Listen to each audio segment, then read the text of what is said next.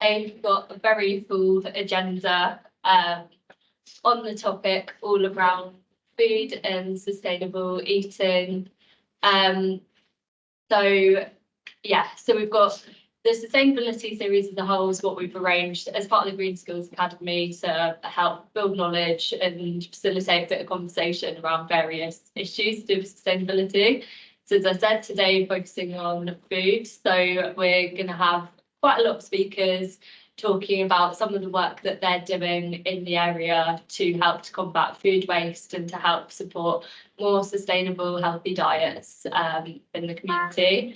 So first up, we've got Nourish Hub, followed by Bay 20, bit on some of the work happening on Lancaster, and then we have the Felix project talking about all the different work we're doing.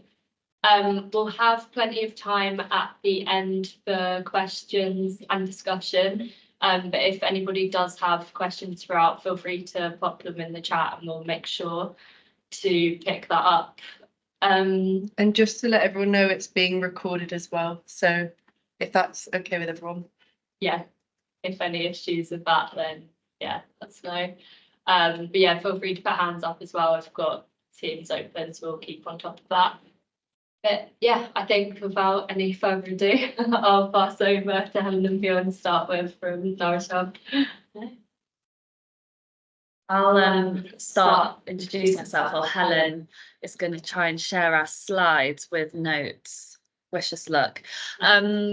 Hello everyone. I wasn't expecting people to be online, so I might have to be a bit creative with one of the elements we're doing today. But I'll just kick off by introducing what we're going to talk about today and give you a chance to learn a little bit more about us. So thank you so much for inviting us along today. It's a topic we're really passionate about. My name's Fionn and I manage the centre in Shepherd's Bush called the Nourish Hub, and I'm going to tell you more about that in a second, but my passion is really around food, anything to do with food, which what led me into my role within nutritional sciences and public health. So I'm really lucky to work on a project that both spans public health whilst looking at the impact of food waste on the environment. Hi everyone, I'm Helen. I'm the Education Events Coordinator at Nourish Hub. My passion has always been teaching people to cook and expanding their diet to be more varied. Amazing. So you're probably wondering what we're going to talk about for 50 minutes. It's going to be a bit of a journey, and the main thing we want to share with you today is a little bit more about what we do at the Nourish Hub in UK Harvest, but also about the environmental impact of food on the environment, whilst also looking at ways in which you can make changes to the way you eat, you shop, you cook, which will support us living healthier lives in a healthier planet. So first of all, who are we as an organisation? So we're a charity based across the south of England, and we rescue food that would otherwise go to waste, and we use it in ways to enrich our community. So across the south of England, we have pop-up community hubs and cookery schools. We attend lots of markets, anywhere where we can connect people with food that would otherwise go to waste. And at the Nourish Hub, we have this amazing space, which some of you may have visited. I was going to ask for hands up if you visited, maybe people in the room. Yes, most people, amazing. So the Nourish Hub is a space for people to come together, eat together and learn essential skills for life, in short. But really what we do is fun, educational and engaging activities that bring the community together to have a great time, whilst also making sure that no food goes to waste. So there'll be lots of opportunity for us to share more about upcoming events at the end of the presentation. So now we've painted a bit more of a picture of what we do as an organisation, we're going to delve into speaking a little bit more about reducing food waste. And I'll just mention why it's in a lowercase r. That's really bugging me. Yeah. We have a special font, and sometimes the font doesn't pull through to Teams. So that's it should be a capital R. We're not illiterate, I promise. So yeah, That should be our capital. So my first question I'm posing to you is, what is food waste? Would anybody like to share with me online? Keep looking up here, but I should look here online. If they'd like to share with me what they think food waste is. Put it in the chat if you don't Yes, want to. please put it in the chat. unmute Or if not, yourselves. somebody in the room, what do you think food waste is? Getting rid of food that could be eaten, Yes, yes. throwing it away. Yeah, in short, yeah, it's not a trick question, I promise. Food that's still in date and thrown out, yeah. Both exactly right. So food waste is a name given to all the food that doesn't get eaten, in short, but there are different types of food waste. So Felicity, you mentioned food that is still safe to eat, and this is what we call edible food waste. And unfortunately, that is the majority of the food that's thrown away. But there are inedible food waste that we can't eat. Does anybody have any ideas about, or can pop in the chat or shout at here, any foods that we might waste because we just can't eat them? A bit like stalks, the bones, the bit that don't. Yeah, Yeah. bones is the key one. We can't chow down on those, would be very poorly. But yes, stalks of a lot of vegetables, but you'd be surprised that stalks are often quite edible. It's more how you process them to be more palatable a lot of the time as well. So yes, you're right, like things like eggshells as well, we often throw away, but they can't be eaten. So the thing we're going to focus on today is that edible food waste. Why are we throwing away food that could have otherwise been eaten? And my thing's frozen. Oh yeah. Click. Oh, it's on a click. There we go.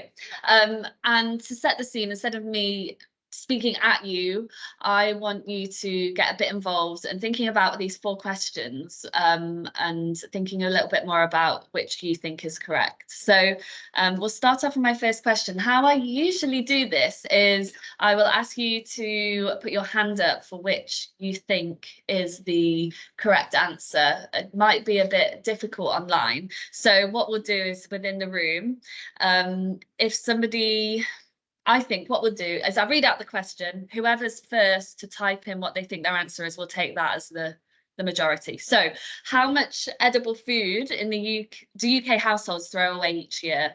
And this is in the millions of tons. So 2.5 million tons, 4.5 million tons, 6.5 million tons, or 8.5 million tons. Who, if someone could drop what they think in the chat. 6.5. Very good. Yeah. 8.5. Okay, good guesses, good guesses. Yeah, we'll reveal. So the answer is 4.5 million tons. Now, this is a slight trick question, because those that said 6.5 million tons is the total amount of food waste. So that inedible and edible food waste that we were talking about. So you were kind of halfway there. I'm sorry I didn't grab your name, the person that said 6.5. But yes, 4.5 million tons is that edible food waste that we throw away that could have been eaten. It actually equates, I've got my fact here, to 90 Royal Albert Halls. So imagine 4.5 million tons. It's a kind of unimaginable amount, but think of the Royal Albert Hall not far from here, 90 full of them. Is that just households or like restaurants? Total. Total, so In not the just UK. households, but like also Yeah. businesses. You've read my presentation, because sorry.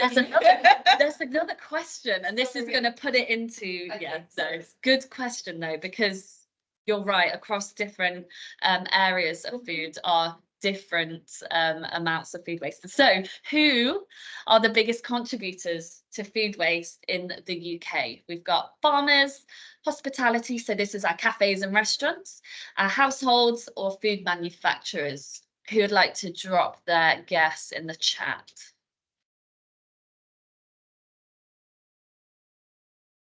The suspense. Anybody? Are you there? No? Okay, someone in the room, would you like to have a guess? You know. You think farmers? Okay. Hospitality. Okay, so we're a bit divided. Anybody else? I think that hospitality, if they're throwing it away, it's profit, so it's probably not going to be them. Yeah. Online, we've got households. Okay. Well, for those of you that said households, you are absolutely correct. I call us the biggest wasters. We waste 70% of all food waste that's thrown away in the UK. Why? You could really delve into this.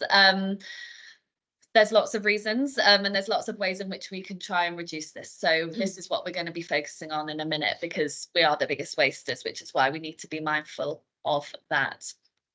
My third question is, what do you think is the cost of edible food waste thrown away by an average UK household a month? And for reference, an average household in the UK is 2 adults and 2 children. Who thinks, so it's either £20, £40, £60, what, Rebecca, thank you, or £80. Rebecca thinks £60. What's the consensus? Anybody else want to have a guess? I'd agree with 60. Yeah, yeah, we're feeling it. You're right. It's £60 a month that we throw away, and that equates to £700 a year, which is a crazy amount, really. And there's a kind of statistic that shows that for every 3 bags of food a family of this size throws away, buys, sorry, 1 of them is thrown away. This is edible food. And finally, if food waste were a country, it would be the what highest emitter of greenhouse gases? The first, second, third, or fourth. So have a think about what our other countries emit. Where would food waste fall into that statistic? Does anybody want to have a guess? First, Rebecca, you're on fire. Anybody else? Thank you, Rebecca. Third. Yes, Felix knows. Second, probably after food production. Chris, good guess. It is third. So can anyone guess who are the first and second biggest emitters of greenhouse gases in terms of countries? You know, China, yep. India or USA? USA, yeah. So it's China, USA. Food waste closely follows as one of the biggest producers of greenhouse gas emissions. Globally, UK food waste. UK food waste. So all this data is pulled from a RAP report, which is the waste. I'm not going to remember the acronym now. You might know, Felix. Project. No, I'm putting you on the spot. Something like resources. Yeah. I think waste resources. Something. Yeah. Yeah. So all this is pulled from kind of UK data. We can share the report as well after if people are really interested in this kind of data. So why are we talking about this? Why is it important?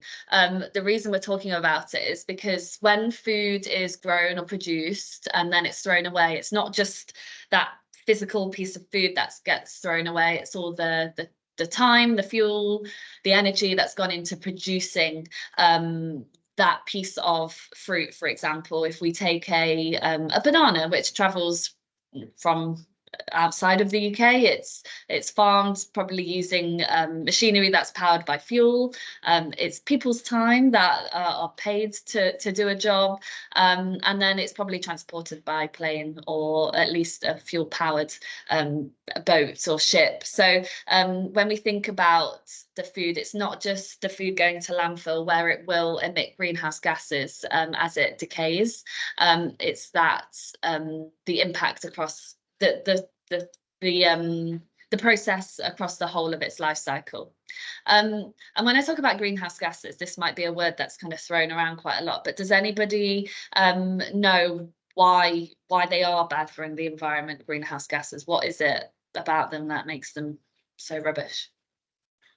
Anybody online, first of all?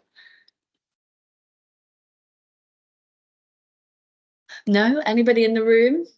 Really long scientific, I think, but stays in the atmosphere, carbon dioxide particularly, almost 1,000 years. So it kind of stops the sun's radiation. So it's that whole greenhouse blanket, I think. Yeah. It's a really long scientific explanation. No, no, we're not going to science here. We're just going with the fact that it causes climate change due to rising temperatures, rising sea levels, and the production of food can also damage habitat and loss of habitat as well. So there's kind of many reasons, but it's the rising temperatures. When we hear about the ice caps melting and forests decaying, that is why. But when we, I really love this kind of statistic as well, because when we think about greenhouse gases, I think we naturally do think about those fuel powered planes and cars, when actually food waste produces those greenhouse gases that contribute towards climate change. So it's something that we can change. So what we're here to do is to encourage you to make small changes. Small changes will make a big difference. Now, I'm not sure how we're going to do this one either, because we are online, but I want you to just have a think about what was the last food item you threw in the bin and why, and then we'll move on to our next topic. Would someone actually just like to share what the last food item they threw in the bin was and why? Hummus and bread. Does anybody online want to take off their microphone and speak to us as well? That might be quite nice for you to share. Sorry, I'm really always throwing away half a pot of hummus, it's Rebecca here. Hi. Oh, Can't. oh, is that? Are you muted? Oh yeah, Mike. Oh no, that's because maybe we meet.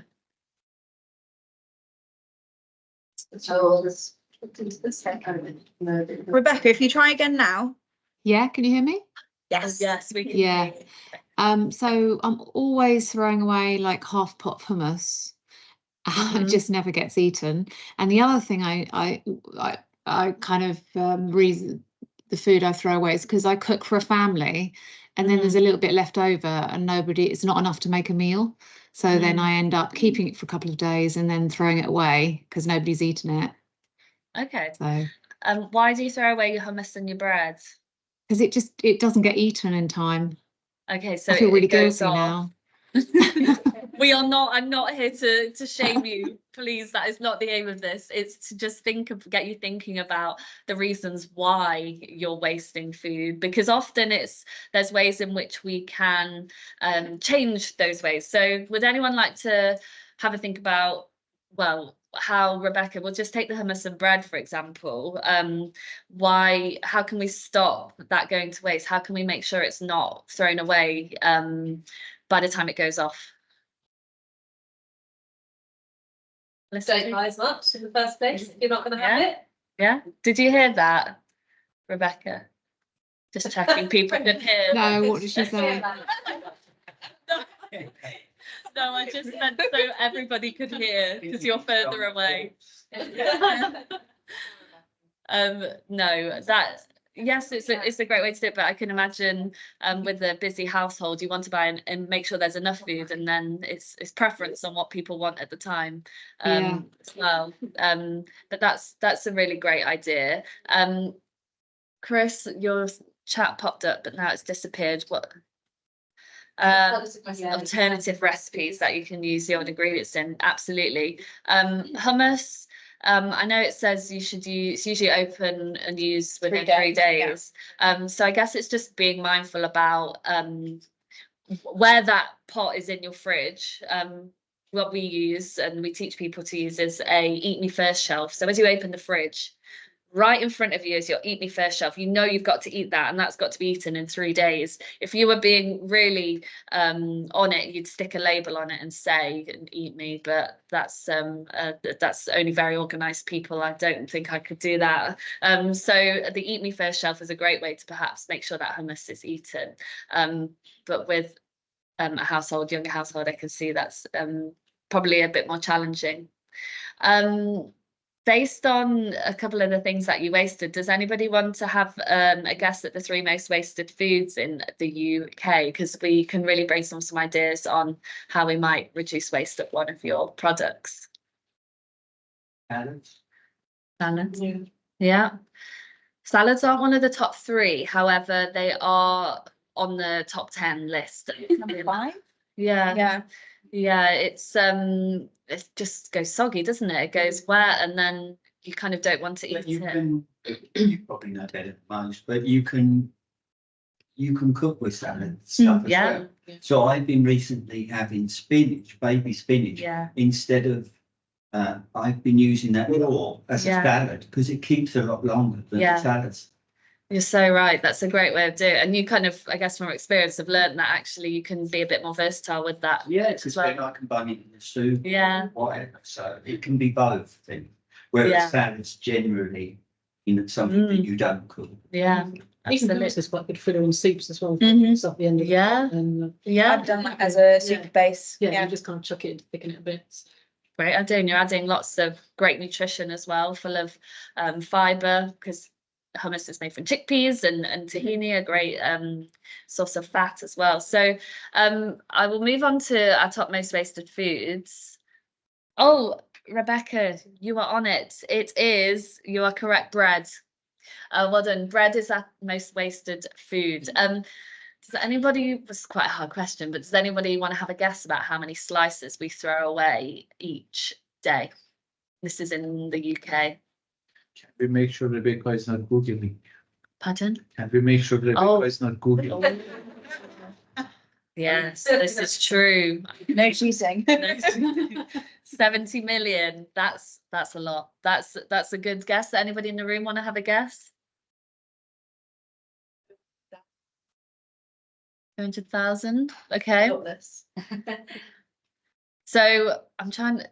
So there's actually 66 million slices of bread that are thrown away each year. And there is a statistic to show, I haven't got out my ruler and measured this myself, but that if we laid out all those slices of bread from pole to pole, it would go around the world 28 times. Let that sink in. And I just wanted to speak about why do people throw away bread? Why is it our most wasted? It's because it comes in big loaves, you buy that, and then you might only want to use it Yeah. a couple of times. Yeah, absolutely. And it can go quite stale quite quick, can't it? Some bread especially. This depends on the type of bread. It does depend, yeah. Some last a lot longer based on the ingredients they have in them. But if your bread was stale, for example, what, like, do you throw it away, or can you? I think one reason is if you buy like 40p, they have in Sainsbury of bread. So if you don't mind half of it gets wasted, you lose 20p. And they don't care. I guess monetary wise, yes, but the impact that half a loaf might have on the environment is No, I much. know, the Yeah. people who- Oh, as in Yeah. they don't value it as much because they've only spent 20p. Yeah, Yeah, and if it was your laptop, you wouldn't just throw it away because that's like £400-500. it's a very good point. I think that is really the notion of a lot of the foods we waste. A lot of the top are quite affordable foods. We can replace them quite easily and cheaply. Whereas if it was a bit of steak, a lovely kind of ribeye steak that you'd spent some money on, you're not going to throw Even that the away. remote, you can pay like £6. Yeah, So make sure you eat it. you do. So yes, you could, but if you had half a loaf, what might we say to someone if it was going stale or it was slightly stale already? Where can we store it? You can freeze it Freeze it, yeah. or you can toast. Yes, Making some croutons. yeah. Croutons. The croutons, hummus soup, perfect. Yeah, that's a great idea. One thing that I do as well with some bread that goes stale quite quickly, it's maybe more of a fresh loaf. You just literally run it under the tap so it's wet and then put it in the oven for 5 minutes, about 180, and it really Crisps up. Yeah, but boosts. get back to the 20p analogy. You were talking about waste there as well. When you're putting it in the oven, coming up to temperature or whatever. So something to consider as well. Yes. If it was £10 a loaf, then it would be worthwhile, but Yeah, I'm not sure.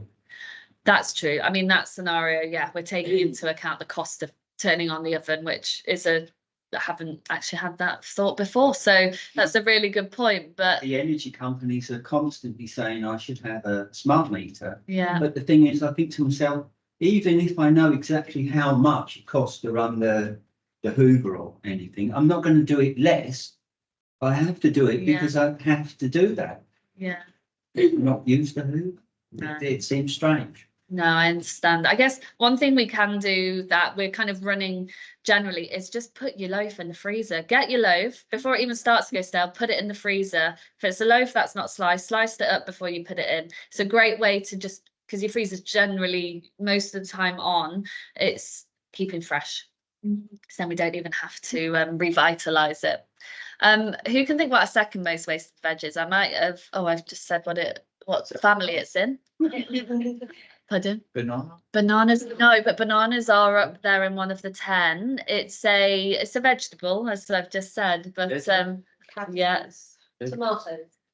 Carrots. Peppers online, potato. Yeah, well done. So potato is our second most wasted. Sorry, it's I've heard that recently, but why is that? You're going to go into that? Why is potatoes again? Because it's bought in bulk. yeah. There's no kind of real reason that I have, to my knowledge, anyway. Most people are going to have it in the large. Yeah, And you can't put it in the fridge. yeah, So. you're right. I think one of the problems are the way they sell things. So when you go supermarket, if you need to buy just couple of potatoes, it's almost cost you the same. You buy a bag, 6 Yeah. of them. So which one you choose? You say, oh, I'll go for this one. Yeah. You take it home and you know you're not gonna use it. Yeah, Money wise, value for money, you go for Yeah. that. you're right. I would probably go down to one behavior, like and knowledge of like how to stock things, because like potatoes can actually last for like a long time, but like actually Yeah. knowledge on how to do that, like it has to be kept in like a dark place. Yeah, It's not supposed to go with onions, for example, Yeah. otherwise it will sprout. So I think some like basic knowledge on how to store it, which is like a homesteading skill. yeah. We just need to be Yeah, no, you're exactly right, because a lot of people might have bunged their potatoes in the fridge, or which you're right is not the right place to store them. But that's why we love to share this knowledge with people. And I think you're right, is that more people are getting interested in the idea of making their food last longer, not for the environment, but so also they're not throwing away money, because that is literally what we're doing with food waste. And we can we can all do those small things. So those kind of that idea of making sure we store food correctly, but also buy what we need, and trying to put aside our kind of human nature of trying to get the most of our money, because we all want to get the big bag of potatoes if we're going to spend the same on just 2. It's kind of that, of course you want to get the most, but If you look in Yeah. retrospect, if you buy a big bag of potatoes and then you waste half of it, a singular potato would probably be more expensive in the long run than just buying one loose potato. yeah. Sorry for interrupting. No, it's a great addition. Please do. One of the things that people can do as well is, if your potatoes are getting particularly squidgy and green, doesn't mean you can't eat them. They are still safe to eat. And sprouting, you can pull off the sprouts, perhaps peel them if you feel like they're just a bit funky on the outside. You can parboil them, so cook them till they're just cooked, and you can freeze them. So whether that's for roast potatoes ready for another day, or you've just ready to mash, it's a great way of making food last longer. That kind of comes under a whole other thing around being prepared and organized, and having a day where you can make sure that the food you've got is being used. Does anybody know what our third most wasted food is? Any guesses? Milk. Milk. Milk. Oh, an echo, yeah. Did say that? Yeah. That's good. So, milk should be a capital M as well. How many glasses of milk do you think we throw away in the UK? Over how long? A year. It might be a day. It's a day. It's a day. Sorry. Yeah, sorry, these are a day. 200,000 glasses. 3.1 million glasses. So what could you do with your milk before it goes off? because I think that's why a lot of people throw away milk, because it goes sour. One day. Yes. You can turn it into, you can use it in bread. I've never done it. But I've had someone when milk goes off, you can make it like sourdough with it. Okay, nice. Yogurt. Or call Yogurt. it cheese, yeah. Yeah. Scone. Freeze it before it goes up. But yeah, you can freeze milk. A great way is putting them in ice cube trays, and you've always got a bit of milk for your tea or coffee. It's a great way to kind of have a usable amount without having to defrost it all. What was your Scone. scone? Scone, Oh, yeah. In my family, that was always the thing, is it Yeah. was starting to get a bit chunky. Yeah. You'd say, oh, scones. Always lovely. Yeah.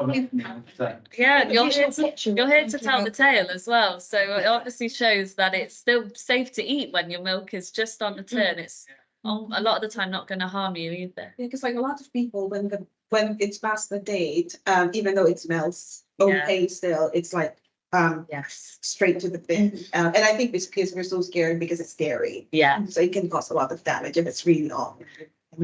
Yeah, you're right. I think milk can be quite scaremongering, but one of the things that supermarkets have done now is actually take off use by dates off milk, because it's one of the foods that is thrown away unnecessarily. A lot of the time, people might see, what date are we on today?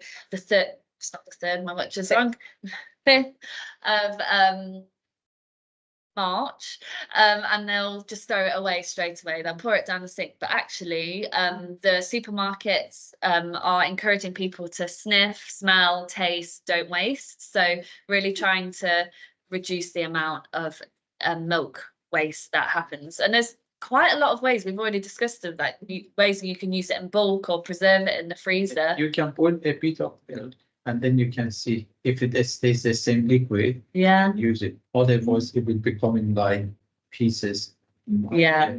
Yeah, when it kind of curdles slightly. Yeah. A bit, 1 minute. Walk away. Yeah, one of the things as well with milk going off more quickly, our fridges are sometimes not the right temperature. We can check our fridge. You can get little thermometers. They're super cheap from a kind of corner shop or Amazon if you're obsessed with that, like a lot of people.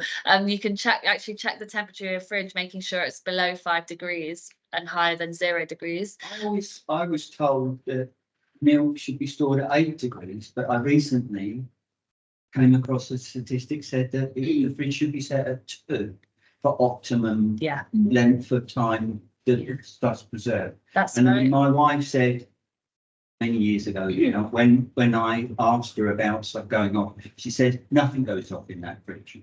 So the fridges are much better controlled than they used to be, I think. And I think that unless stuff gets hidden behind other things, Yeah. in general, I think most things are, even if they're out of date, they are still habitable. You're exactly right. If things are kept, 2 degrees is the sweet spot. Yes, if things are kept at that temperature, they will degrade a lot less Even quickly. things like sliced bread. I know it's not great, but I tend to toast my bread anyway. Yeah, yeah. You're exactly right. So I'd encourage you, if your food, not just milk, other food is going off more quickly than you kind of anticipate, just have a look at your fridge. There's also on Love Food Hate Waste, there's a tool where you can put in your fridge that you have, and it'll tell you what to put that funky little dial at the top to, because I have no idea what that dial means. Is it 1 degree, or is it one's the coldest, one's the warmest? So that website tells you. So it's a great little tool to have a look at your fridge temperature, because that can be a big factor. Any other questions about, so that's our 3 most wasted foods. Does anybody have any other ideas or questions around them? No? Now I'm going to hand over to Helen, who's going to lead on our kind of how we can eat sustainably based on food as well. Brilliant. Have to apologise again for no capitalisation. It's really quite annoying because I feel like that's my fault. I wrote slides. So we've touched on food waste. We're going to now talk about how we can eat more sustainably. So eating both, so it's healthy for our own diet, but also healthy for the planet. So on the slide, there are 5 pictures, and I put these together as almost a picture of what our current food environment looks like. So I have some statistics for you as well. 46% of all the food that we sell in the UK is actually imported. It's a huge amount. Of our in our diet on average for the protein intake, 34% of that is animal protein. And when you consider protein from one source, chicken is half of that. So we eat a lot of chicken in the UK. 57% of our diet is from ultra processed food. That's quite shocking. And of all the methane contributions in the UK and the nitrous oxide, 69% of the is food contributions to nitrous oxide, the total amount, and 48% of the methane contributions is from food. So that just sets the scenes. Now we want to think about how we can solve this. I'm sure everyone recognises the Eat Well guide on the left side of the screen. Does anyone recognise what is on the right side of the screen? You can put your hand up or say yes or no. Anyone recognise it? Oh, don't worry. Fabulous. So the Eat Well guide was first created in 2016 to give us an idea of what a healthy diet looks like. 3 years later, the Lancet Commission brought 37 scientists together from around the world to create a plate that not only nourished people, but supported the environment. So a sustainable diet. There are 3 key changes that I'll just quickly go through. The first key change is that the fruit and vegetable component of the plate has increased from a third to half. And then the protein, the protein, I think it's about a sixth or an eighth, has been split up into animal and plant-based. And it's suggesting that our plant-based protein should be more than our animal protein. And within animal protein, we should be having more lean meats than red meats. And then instead of just having a whole carbohydrate portion, it's specifically saying you should be focusing or optimizing your whole grains. Second recommendation is eating local and seasonal food. Does anyone know why I recommend this? You can just shout out, it's fine. Fuel miles. Perfect, yes. So eating food that was grown round the corner from your house has a lot less processing, carbon emissions, thinking of fuel. You're also supporting the local economy. So it reduces our greenhouse gases, water usage and land usage, and the transport. Is there in London, is there much, so I lived in Vienna for a long time, and they had market gardens within the borders of the city. Is there in London such? Yes, so we do have quite a few community gardens. They are on the smaller scale, but the further you get to the M25, the larger scale ones they are. And then we have a great farming community in Sussex as well. So on the board, I have included the seasonal produce of February. I should have chosen March. My apologies, but I can send across the March ones if needed. So they're all our winter vegetables and what is in season. We also find that when you buy seasonally and locally, the produce is actually fresher for longer and tastes better. I've put at the bottom something called place of origin labels. I think supermarkets are actually pretty sneaky with this, because on the back of your packet of pasta or 3 peppers in some plastic, it usually says where it was grown or where the origin is.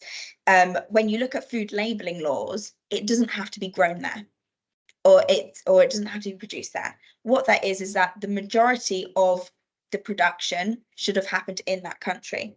But if something has been grown in the UK and then processed abroad, the label will still say UK. It won't say somewhere in Europe, but it's still got those air miles. So while we're thinking we might be doing a good job, in reality, it's probably been on a plane quite a few times just to chop it up into bits. Reduced processed foods. Does anyone know what ultra processed foods are? They've been in the news quite a lot recently. Well, it appears that even in your statistics, it's about 40% or over 40% of people's calorific intake. And I must, I recently, previously was living on mainly ultra processed foods because they kept longer, they were cheaper to buy in the first place. So if you're struggling financially, they were what you gravitated towards. Exactly, yeah. They were usually loaded up with carbs and You've hit the nail on the head there. So ultra processed foods are any food that has had a process applied to it, whether it is from chopping it in half to adding salt and making a cake. All of those are processed. Ultra processed foods are the ones that have been mostly processed, or the most processed of the bunch. So we're thinking our snack food. Our snack foods are crisps, unhealthy, high salt, high sugar foods. They're not only bad for our health, but they're very bad for the planet because every additional process that you add is extra fuel, extra transport, and energy that is added to it. But the benefit is they're slightly cheaper and they last longer. Diet variety. So does anyone know what a varied diet is or a variety is? Anyone online would like to type in or share? Not to worry. So a varied diet is not only what we eat each day, so having a different meal today than we had yesterday with different vegetables in, it is also the type or the variety of the vegetable. So we all know when you go to the supermarket, you can see red apples and green apples of different kinds. That is the variety, the species of apples. Can anyone tell me how many different varieties of apples are grown in the UK? 24. 26. 26, 2400s. Higher or lower? Are we going to do like a game show? Probably close to Hazel. Oh yeah. Higher. I can reveal it's much higher. It's 2,500 varieties of apples are grown in the UK. And in total, internationally, it's around the 7,000 mark. But we are a huge producer of apples in the UK. But when you look at how many varieties of apples we can buy in the supermarket, it's probably only one or two. So what we're being offered to buy is only a small fraction of the available products. Why do we like to eat varieties?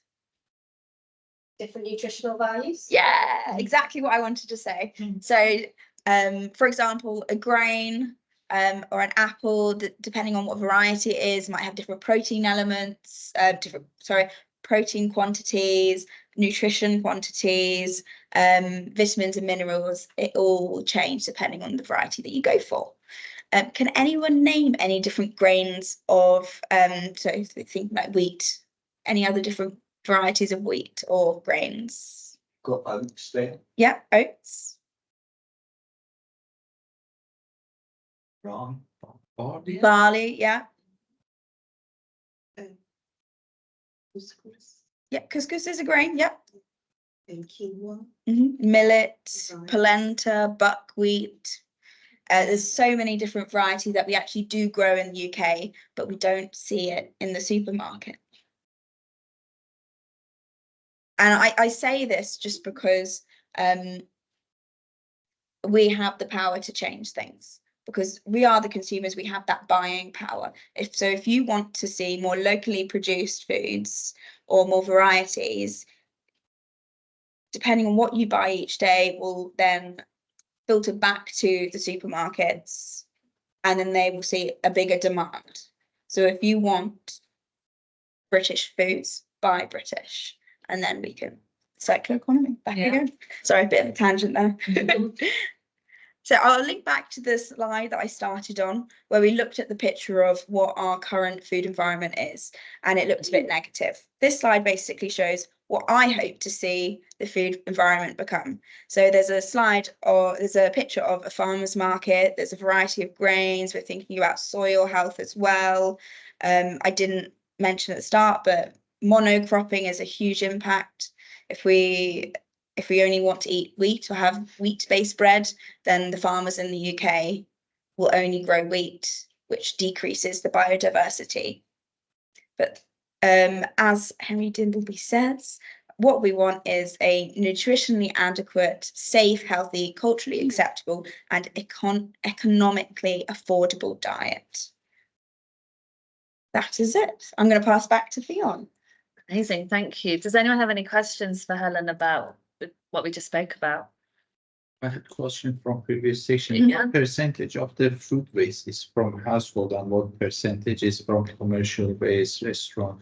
Good question. So 70% from households. I don't know off the top of my head the other percentages, but I can have a look at the end. I will share the report that can be shared with everybody as well, that we pulled those figures from. And I will probably add, there's a report that is imminent from RAP around the kind of picture of food waste.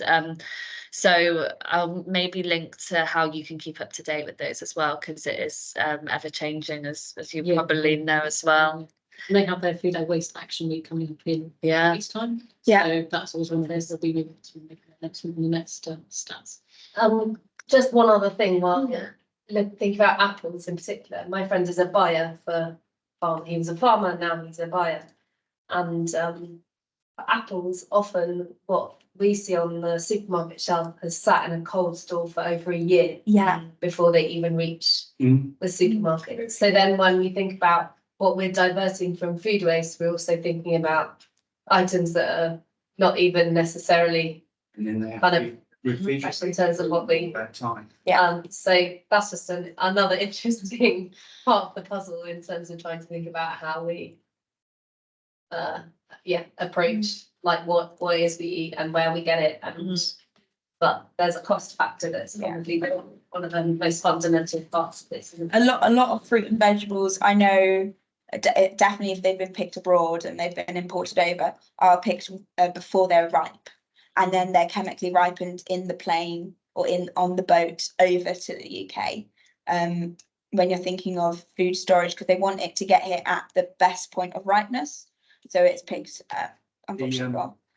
So I lived in the Black Forest, but I stayed in the Alsace once, and the guy who was doing the Airbnb was previously a farmer, and he was saying they cannot get anybody to come and pick the cherries. The area was known for cherries and apples, and they were just laid on the field because there was an ageing population outside the city, and there just wasn't the affordable labour. So they weren't even harvested. It's a very complex issue, evidently by the conversation we're having, but we're not here to scare you or put fear amongst us. We're here to talk about what we can do, and there are small changes that we can do as consumers that will not only support our health but also the environment as well. But there is nuance to everything, so do bear that in mind. But I want us to leave here today feeling empowered. I'm conscious of the time, and because of the setting we're in, I'm just going to skip through. Actually, I'm going to propose the questions and then we'll move on to the next slide.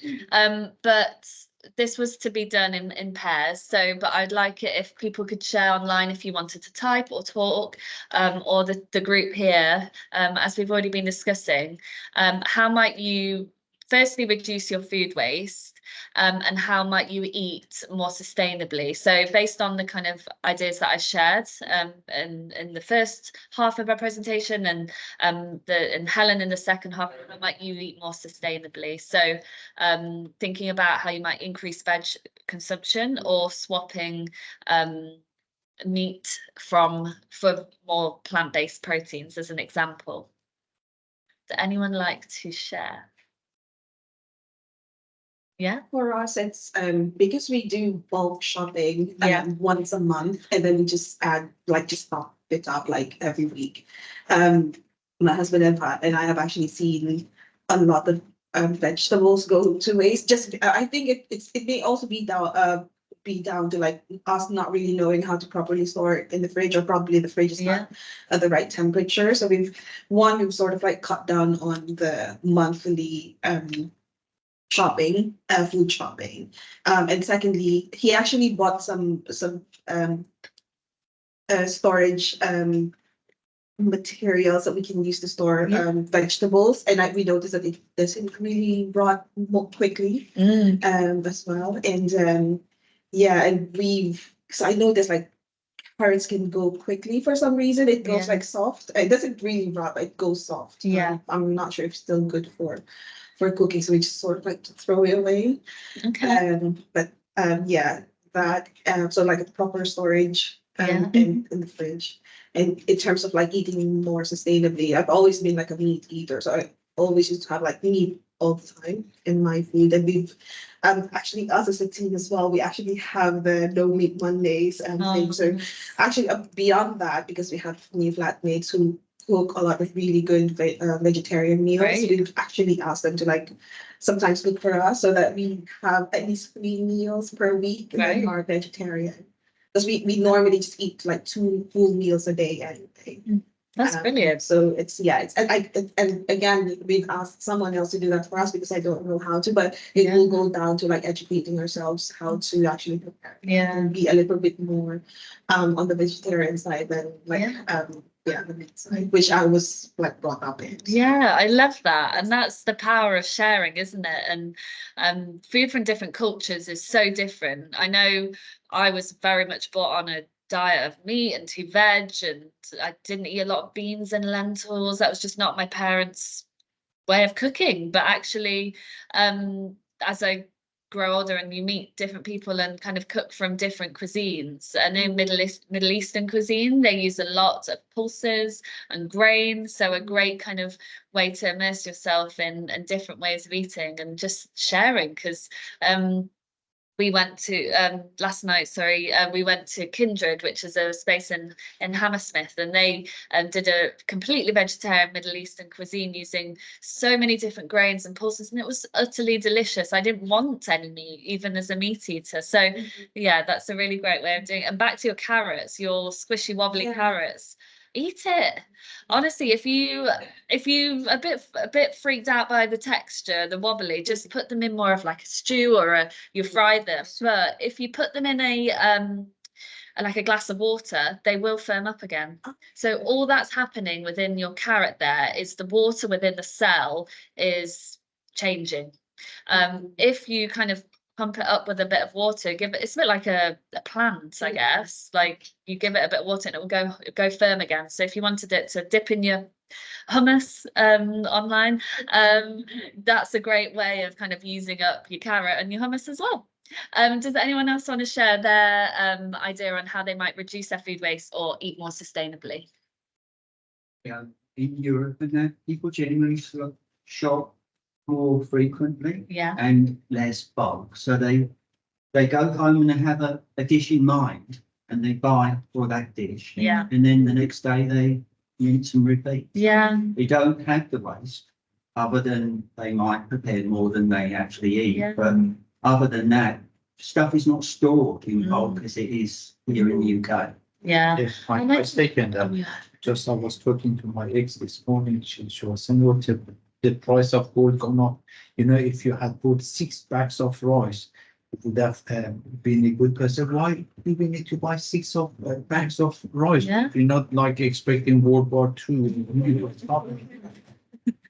Like you said, I just wanted to second what he said, just buy on a daily basis. So you buy fresh, you don't need to think of storing, how you saving it from beginning when you take a first step. Yeah. More wisely, you have less headache.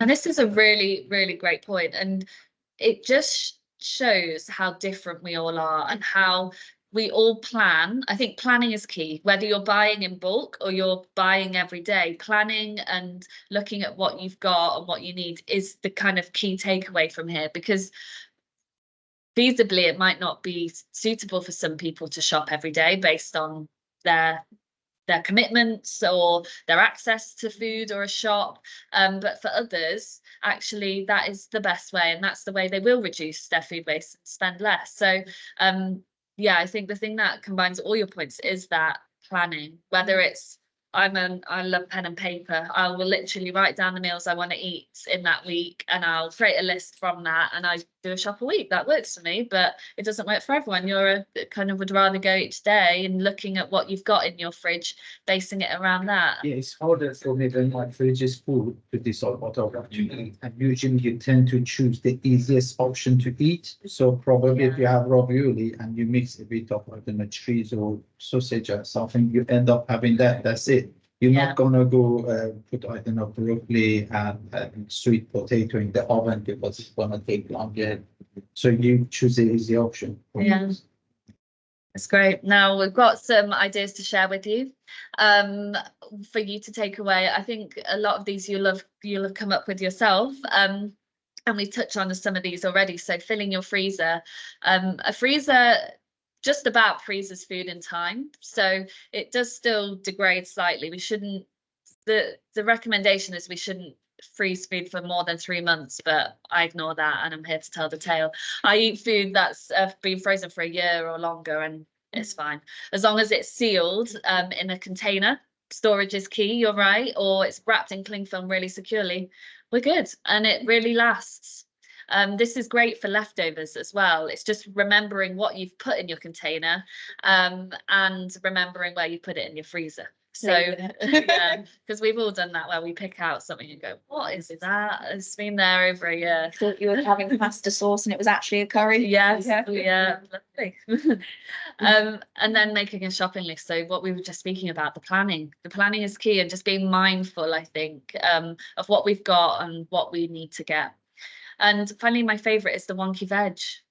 Yeah, we throw away food that just looks a bit odd or isn't the right color. It just doesn't need to happen. I see it a lot on peppers. You see peppers that have kind of got it's almost like a scaly skin where it might have been damaged. People will chop that off. We've seen it in our classes, and I go, no, stop. People think I'm crazy. I'm like, stop, don't throw that away. It's perfectly fine. It's just a little bruise. It's not gonna harm you, but that kind of part of pepper going into the general waste can cause more damage to the environment. Does anyone want to? I'm really conscious of time. We'll move on to our. Oh yeah, I find the ones I forgot about. Oh yeah, these. I forgot we had a second slide on these. So ditching the peelers. So at the Nourish Hub, we have no peelers. We don't peel anything. Potatoes, no. Carrots, no. No. Because you don't need to. Give your food a good wash. I know there's that people are quite conscious about pesticides that might have been used on their fruits and vegetables, but honestly, if you just give it a good wash and a wipe down with a towel or a napkin, you're absolutely fine. One of the things we've not spoken too much about, but it's so key, is those dates. So milk we spoke about, but making sure that we know the difference between use by and best before. So use by refers to safety. We should be really mindful of this. Best before refers to quality. So you'll find best before on crisps and pasta, tinned food. But I know we've all probably heard of the story of tinned food that you can eat 3 years after the use by date, and it's fine. So all it means is the best before date, all it means is that the food might not be at its best, but it's still perfectly safe. And finally, loving your leftovers. So I know we spoke briefly about leftovers earlier, but thinking about how we might incorporate them into other meals. So the hummus, throwing it into a soup. A lot of the time we could hide some leftovers in the next dish we're making that day, or have it for lunch or as a snack. It might not be your preferred snack or preferred meal that day, but if it means it's not going to go to waste, then let's do that. And then I want to speak about the salad leaves as well. Any salad leaf can go in be bunged in a curry or a pasta sauce. Doesn't have to be spinach either. Think of them as all quite similar, those kind of leafy greens. So, and then finally, is that action plan for eating sustainably. So we've spoken about meat-free days, eating the rainbow. So Helen's notion, and I'm talking on your side actually. I'm on a roll. Eating the rainbow basically refers to increasing your variety of foods in your diet, making sure that you've had a red apple or orange, you understand. And then reducing foods high in sugar and fat, because processed foods are generally the ones that are higher in sugar and fat. You aim to reduce those, then you will reduce your ultra processed foods. Gosh, it's time to move on. Does anyone have any questions about the Nourish Hub or about anything we've spoken about? I had one like that was really oddly like specific. When you were talking about the amount of types of apples that are grown in the UK, Yeah. but only like 2 are in supermarkets here. Mhm. Are they all just exported elsewhere? And is there like a main country where they are exported to? Or The UK is the biggest producer of apples, yes. They are exported. A lot of them are used to, if they're not eaten, they are made into like cider apples or apple cider vinegar. They go into other products, not just in the raw form. right, So- like like Yeah, like cooking. Yeah. right. No worries. I think we got a oh, With sorry. the- Sorry, with the being outside of the EU and the common market, will we have, for like growing up, I had Cox's orange pippin, they were my favourite type of apple. And then we were told that they were too small as a variety for the common market, so there was no commercial basis for growing. Will they be coming back? Good question. I cannot say. I am not a producer of apples. I hope they do. Because I mean, I think a lot of the farmers say that they grow what sells. Yeah. Yeah, exactly. You wouldn't Yeah. grow something that doesn't sell well. Yeah, Um, but you said there's over 2,000 varieties. Yes. of them. A lot of them are still in seed banks. Ah. So the seeds are saved. Got someone at the door. The seeds are saved. So if you do want to grow your favorite variety of apple at home, you could get a pot, get some soil and grow your own apples. I would love that. But I don't, you might find an artisan grower or someone who's homesteading who might have that variety. But if it's not big enough, then It it's used not. to be common, that's right. Yeah, yeah. Then regulations came in and then they were not really viable. Mhm. I just wondered, because I mean, I'm back here because of Brexit, and so I'm not a Brexit fan, but that's the one light at the end of the tunnel, that potentially we're not being, the regulations are going to be relaxed to allow us to do what we used to do, potentially. I don't think we have the answer. Actually, Yeah. yeah. Another complex one. The UK is so lucky to have so much arable growing land that we're not utilising enough. So fingers crossed. But you said with global warming and that, a lot of the fields now are underwater. Yeah, They've been flooded. Back the way we grow. You're right. Grow rice, I thought. Any other questions? I think there's one online. A directory of local street markets. You can find that online. There is a directory Yeah. online. I don't manage one personally. Does RBKC have one as a council? Oh, possibly. Yeah. One by the council offices, isn't there? Yeah, no, there is there's a variety of directories around kind of enterprise and Yeah. some. So I'll have a look and see if there's something. Might be a good thing to put together. Yeah. Yeah. Shepherd's Bush Market as well. Yeah, I could tell you, I know in Hammersmith and Fulham we do have a map. I can share that. Just don't know where you are, Your but thoughts on these stalls like outside Shepherd's Bush underground station? You've got somebody there that sells fruit, veg and round the corner from you. You have, I wonder, you said about sourcing labels and that, you don't have any labels on that. Can you assume that they're buying the cheapest stuff to resell it cheap, or are they buying stuff that's reduced locally? I'd say be inquisitive, ask. Yeah. Ask Don't them where ask, they you got don't it know. from. And if they say, oh, it's from this particular farm from down the road, Yeah. then great. Yeah, Yeah. I know what you mean, because I've thought that, because often I'll buy from those, like, you just get it in a big bowl. Yeah. And you can like preserve it. Sometimes And there's also it's like really good plastic value. free as well. Yeah. Soft fruit, and that's always Yeah. better to buy. Yeah. And then you're not sure it's Yeah. from They buy them cheap, but they don't last very long. Well, they definitely don't. The mangoes down Yeah. on some of the stores probably aren't growing. Yeah, I don't think we grow mango in the UK. Look for the exotic fruits and then that might tell you. Yeah.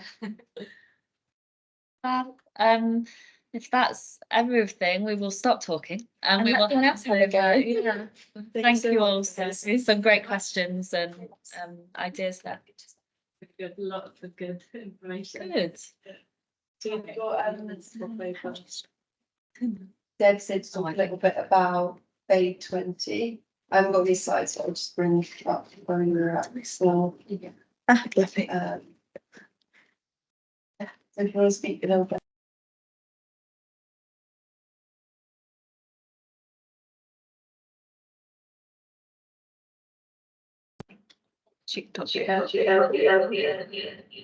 Sorry, that's. So Bay 20, we're a community centre space here in, say, the middle of North Kensington. And we do quite a lot of different activities here. Pretty much everything we do is to help well-being.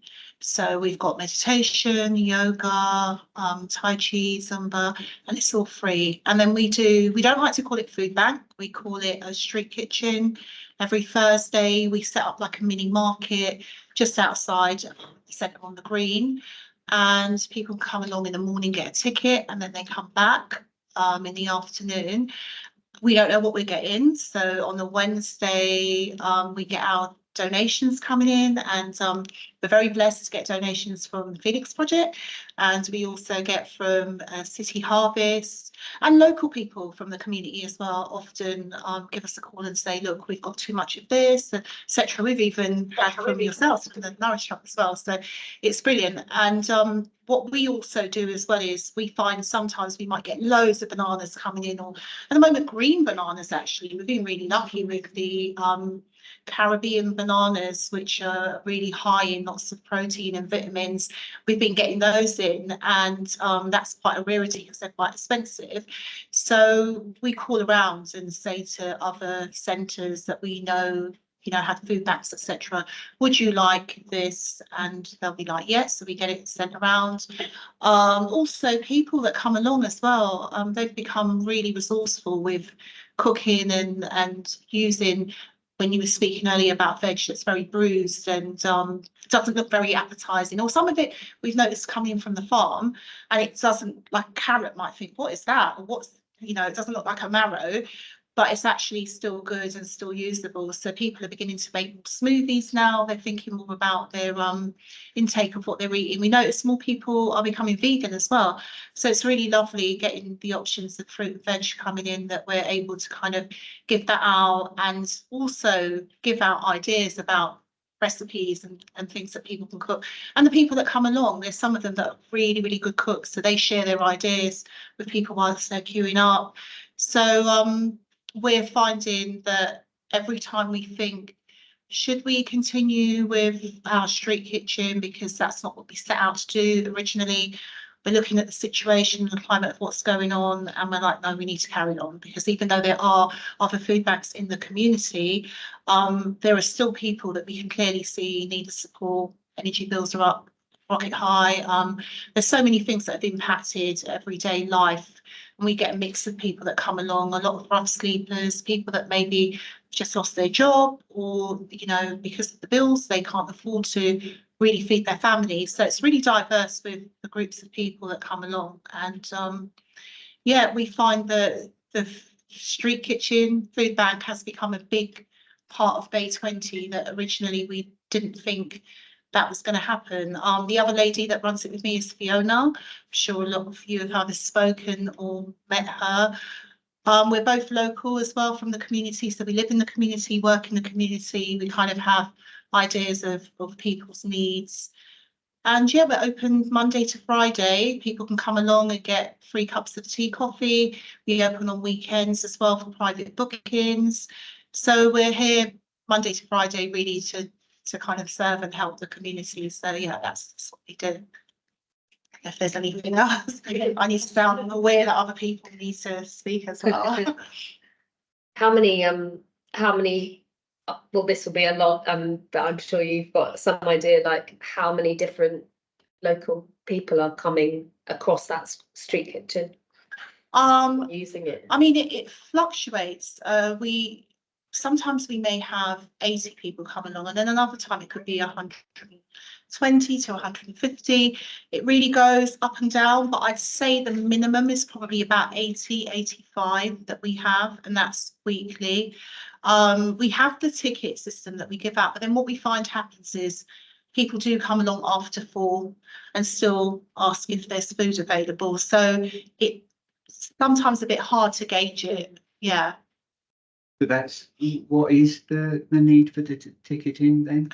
We didn't have tickets in the beginning, but what we found were people were kind of like coming along at random times, and sometimes people were arguing about, oh, I was here first, or and we didn't want that. Yeah. So we felt like by issuing tickets, then you have a number.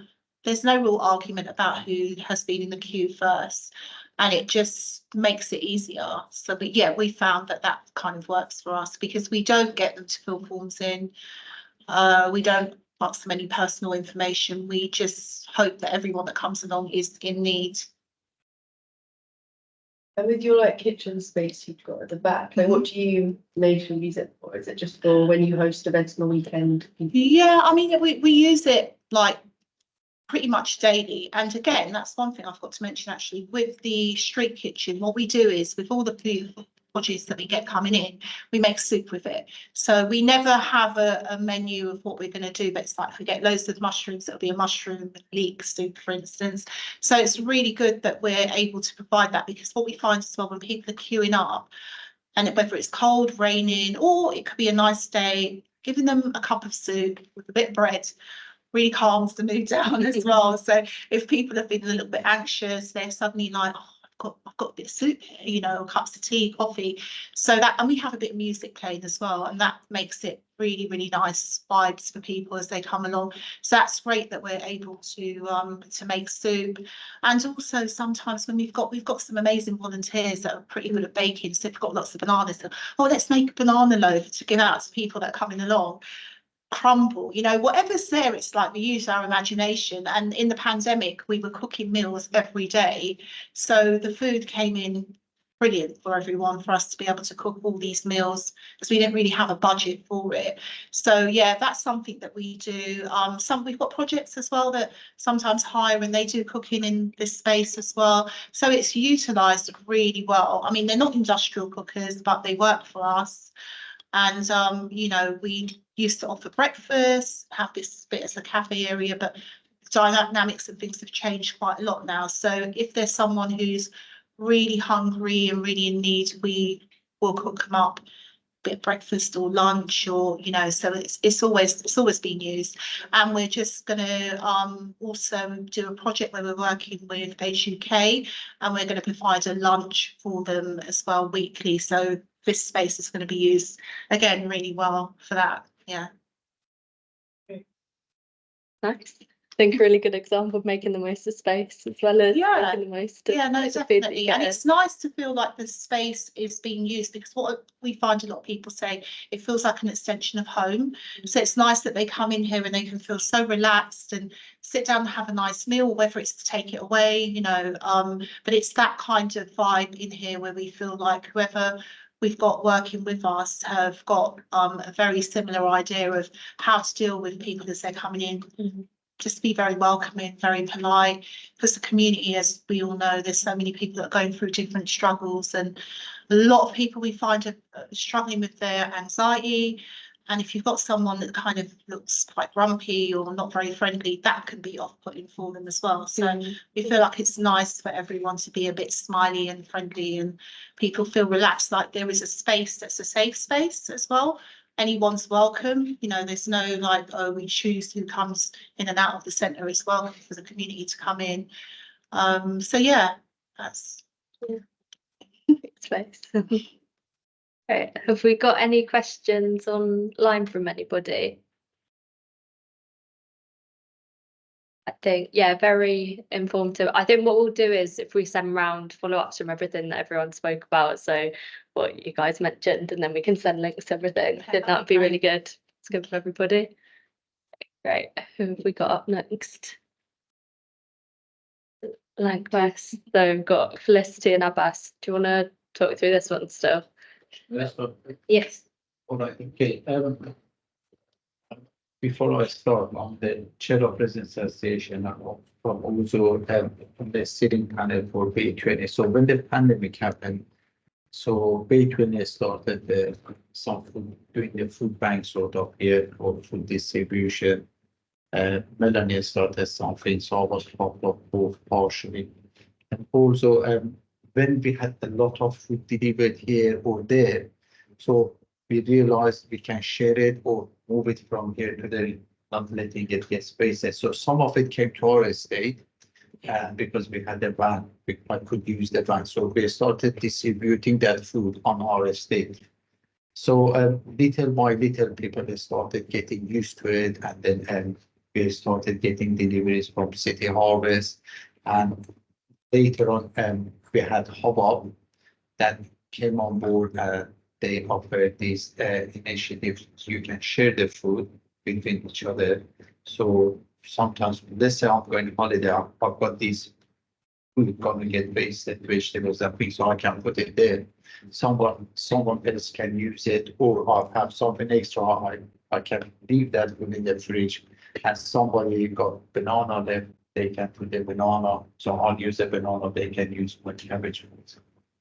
So that was the idea. So at the same time, we had these deliveries. We thought instead of we just giving it to people, we started having this idea. Let's just start cooking some things as part of warm spaces. So in our community center, we talked to some of the volunteers who were happy to cook. So like the process. So if you look what ingredients you get, then you decide what to cook. Then so we have breakfast on Mondays and we have a lunch on Thursdays. We get roughly about 30 residents, sometimes less, sometimes more. I think during the last half in February, we had about 45 residents came. So people sit together, they talk, they socialize. There are people, they are elderly, or they are single, or they have nobody else to socialize, or maybe they don't have even hot meal. So we all sit together, we talk. And on Mondays, we have the NHS people, they are there, we have meditation, we have pranic. Pranic therapy. Pranic, yeah. So, so many things happen. So it's lovely environment, and many of us what you have been talking to each other, get updated. Some people talking about their struggles, and we might be able to help them, or if I'm not able, we refer them to Felicity or other charities who can help them with their needs. Yeah.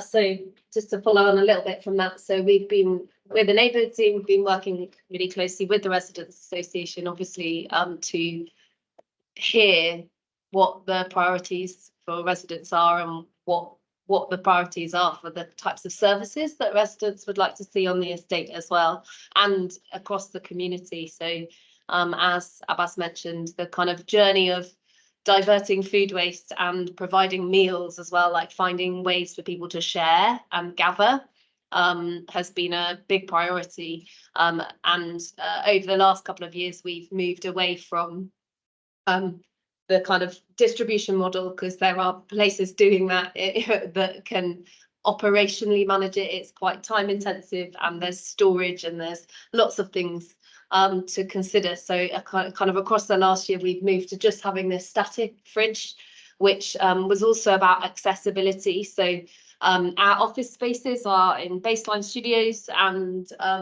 we have the Garden Cafe, which is an open door. Anyone can come, make a cup of tea, have a space to sit. It's usually warmish. Some windows are a bit drafty. But the idea is that that fridge is then accessible as and when there are deliveries.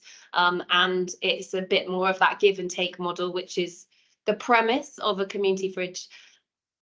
We realise there are some challenges with that, because you can't monitor and manage or necessarily fairly distribute. That's always one of the challenges, and I think that's something that's the hand-in-hand part of diverting food waste through all of these different projects, where we're trying to share that out.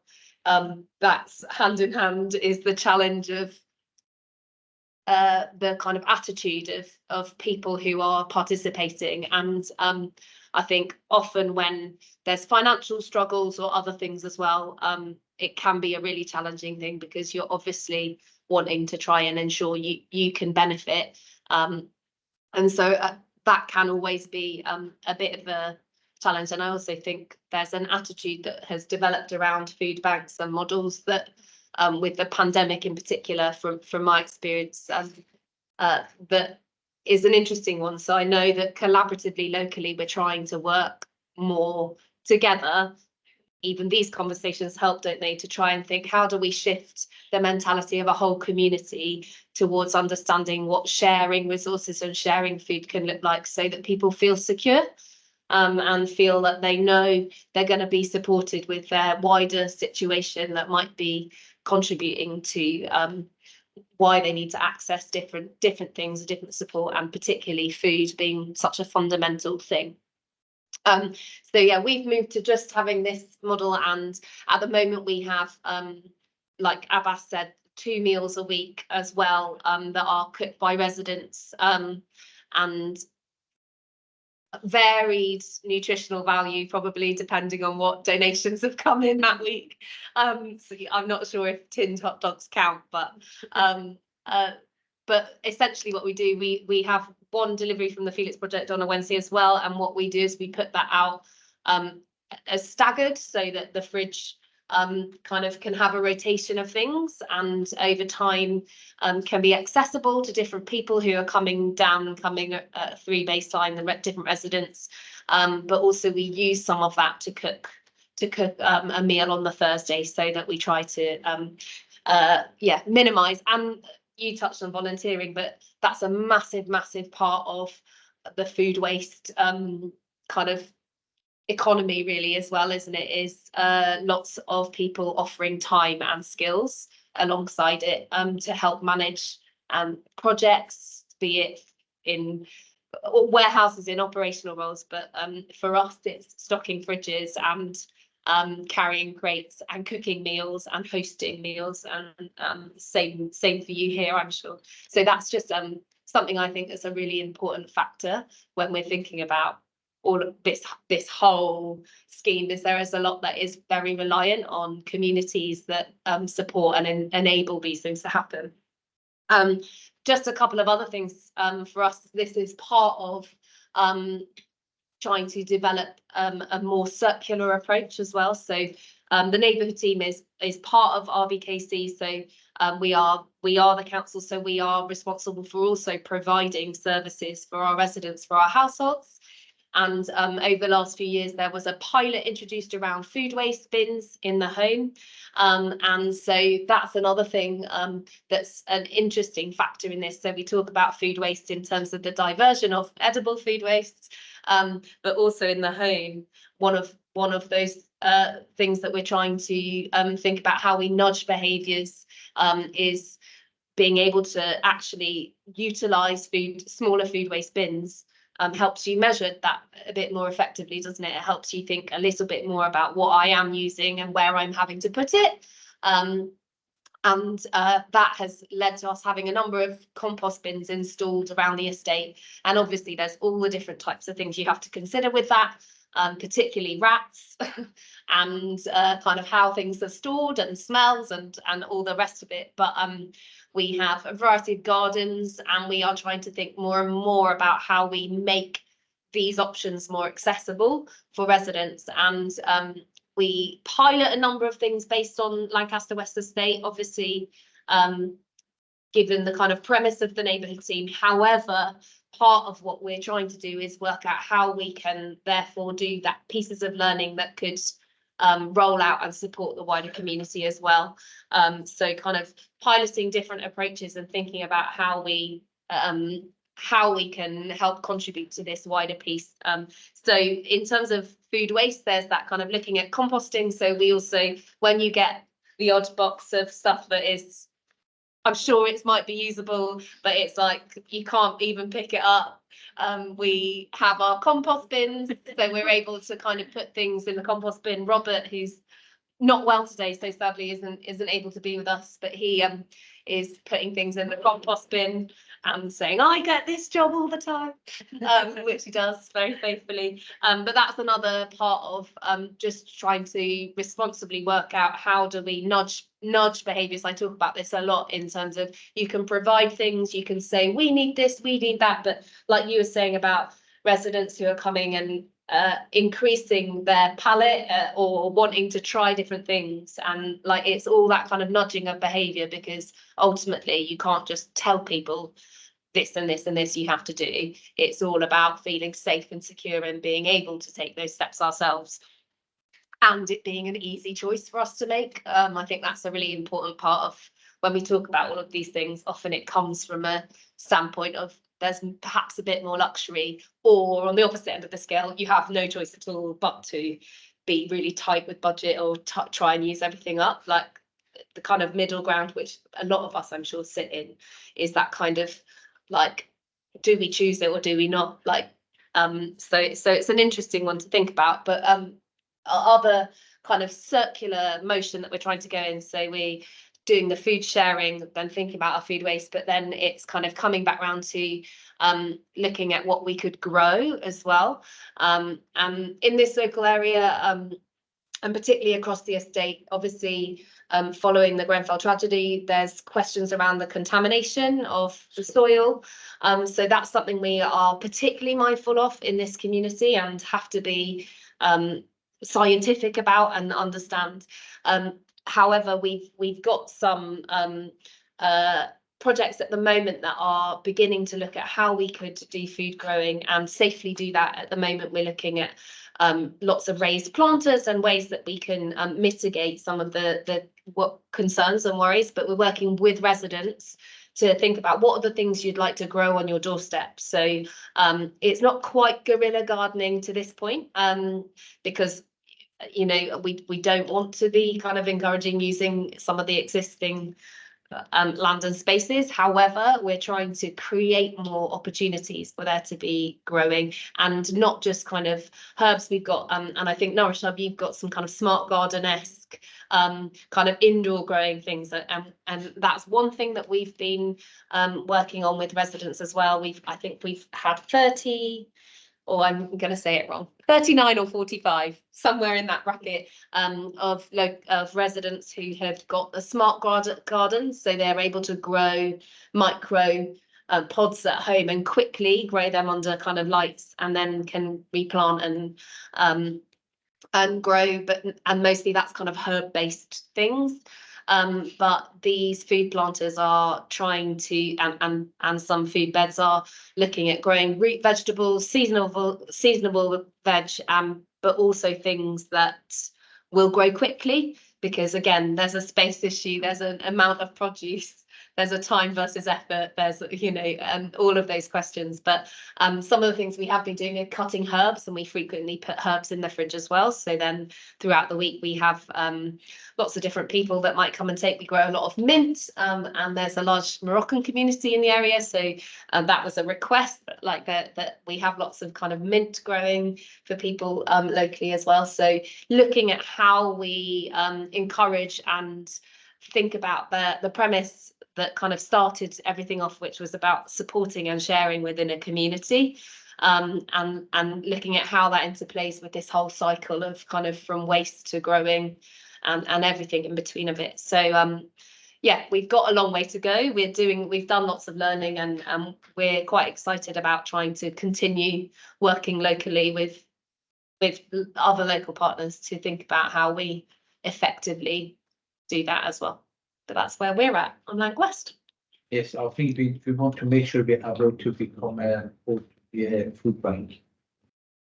It's important. I think just giving food to people is not people need to be educated a bit how they use it, and sometimes, unfortunately, I have to say it. Then there are people on food servers or food bank, they just go to every food bank, they collect that product. Some of them are just holders. They just waste up a lot of resources and all the hard work everybody put together to bring this to people, and there are some, they just want to keep them. An analogy. I was in East London, staying in a hostel, and I was using the food bank there.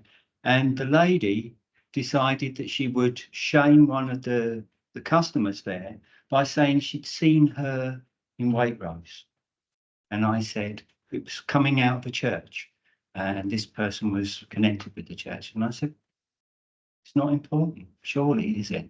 If they're shopping in Waitrose, buying food, whatever, that she was suggesting she didn't really need to use the food bank.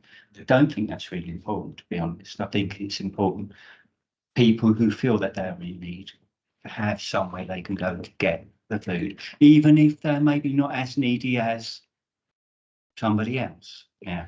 Yeah, and I think what we're generally talking about is exactly like how do we provide supportive spaces and reduce the kind of need in lots of ways. So either if it's a perceived need or if it's a kind of attitude that's developed, or if it is just being able to be mindful and like create spaces where everyone's welcome. The whole point is we're trying to neutralize a lot of this, aren't we, and remove stigma. Like we're talking about like food waste, but all the positives of that and how actually there's plenty to go around, and that's what we want to see. We don't do any benefit checks or any checks at all. We don't do any event registration. We don't take names or nothing. They can come and help themselves. And operationally, there will always be challenges with all of these things, but that's the point, isn't it? Like it's trying to cultivate spaces that have different types of attitudes that people are able to participate in and be nudged in different directions. I think it's also the community side, because a lot of people will say to us, they used to say the need may be that you want to go and speak with somebody. So it's not a food need at all. It's because you know where your neighbours are. And I think a lot of them, which are like, Bay 20, for example, is hyper local, your community, so people feel much more supported in coming there. So it's not to do with your need for food or your desire to reduce waste or whatever it would be. It's just because if you're, living in isolation and this is the 1 or 2 times a week that you can have a chat with somebody and it benefits your mental health, then that's as important as kind of, food needs as well. I think that's a lot of like, cooking projects, a lot of projects are much more that social thing, which is, so important.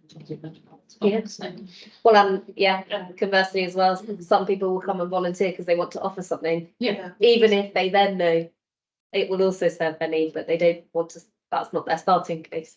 Yeah, that's so so many true. reasons why people come into these spaces. And Definitely. What you touched on as well, definitely. We found that for a lot of people, it's a social aspect as well, because there was one particular lady that spoke to me one day and she said she'd always suffered with anxiety and she's got quite a few children and one has severe learning difficulties.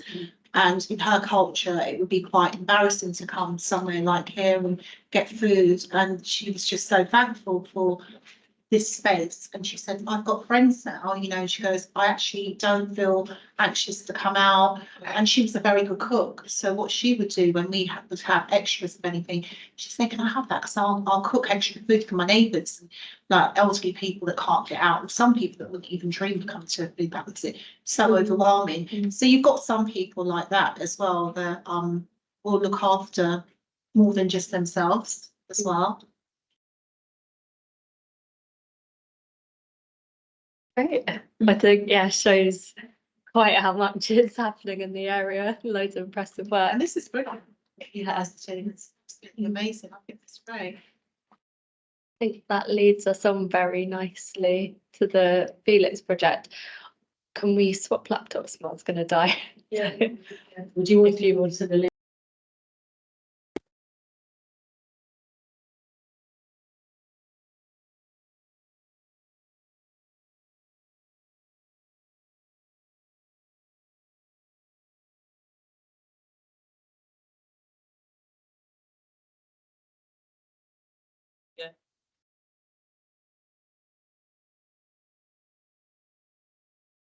So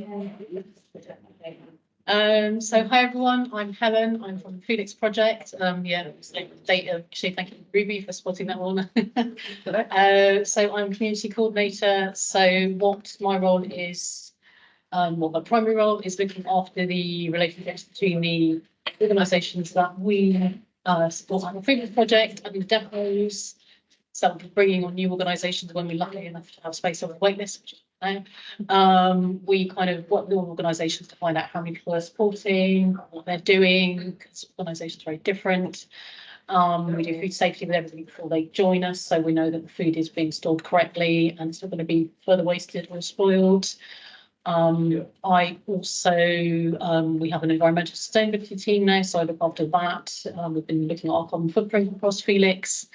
And we also try to work with boroughs so that if we can kind of go, right, how can get more food into this borough, how can work better. You know, we know there's a big need, there's a finite resource, although I know that speaking to people at RBKC, one of the really important things is not to think that growing up a food bank is a normal thing. It shouldn't be normal.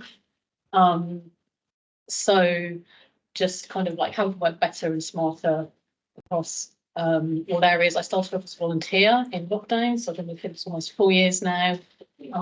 Crazily doing an environment sustainability masters at the same time, which is why I got my love of food waste and obsession with it. And then I joined the community team in November 21, so just over 2 years doing what I do now. So this one.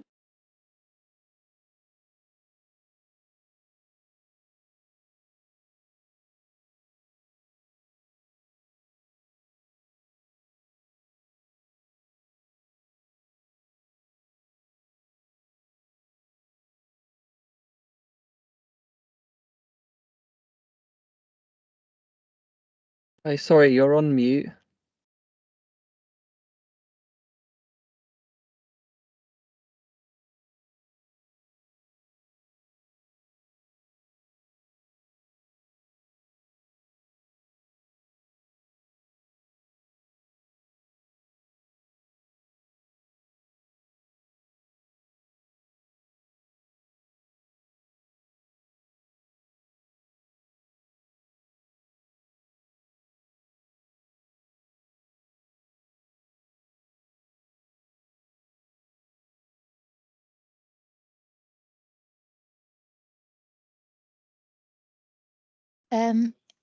We can't hear you. Can you hear us? Ruby, Hannah, is anyone here? Oh no.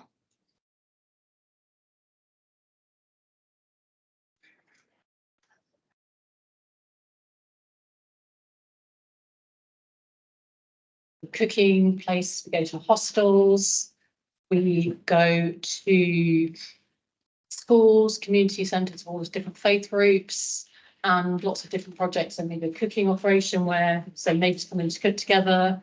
It might be a sort of traditional type food bank. It will be such more creative, you know, family centres where they're just kind of sending the families home. They're doing healthy eating projects. It's a whole raft of different operations.